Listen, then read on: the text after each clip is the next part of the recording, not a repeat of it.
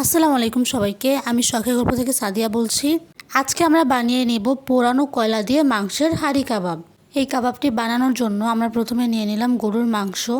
আমরা মাংসগুলোকে ঠিক এইভাবে ভালো করে কেটে নেব। কেটে নেওয়ার পর এখন আমরা মাংসগুলোকে ভালো করে ম্যারিনেট করে নেব।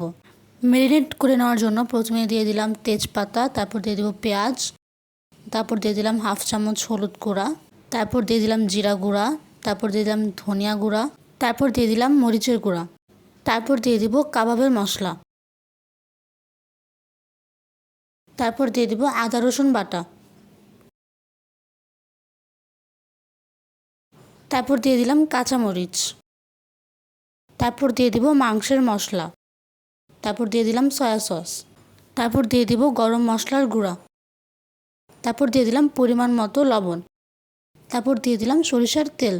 এখন আমরা এটিকে ভালো করে মেখে ম্যারিনেট করে নিব।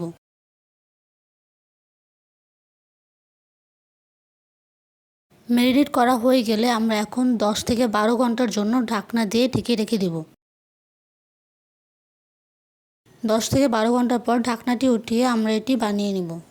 এখন আমরা এই মাংসটিকে অন্য একটি পাত্রে নিয়ে নিব।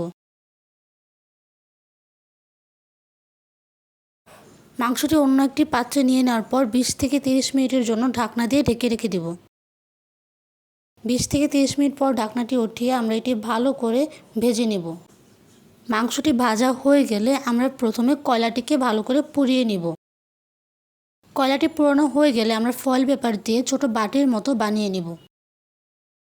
বানানো হয়ে গেলে আমরা ফয়েল পেপারটি মাংসের মাঝখানে রেখে দিব।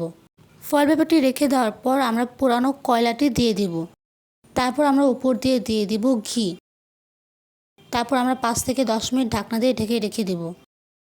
5 থেকে 10 মিনিট পর ঢাকনাটি উঠিয়ে আমরা এটি ভালো করে নাড়াচাড়া করে নেব। তৈরি হয়ে গেল পোড়ানো কয়লা দিয়ে মাংসের হাঁড়ি কাবাব।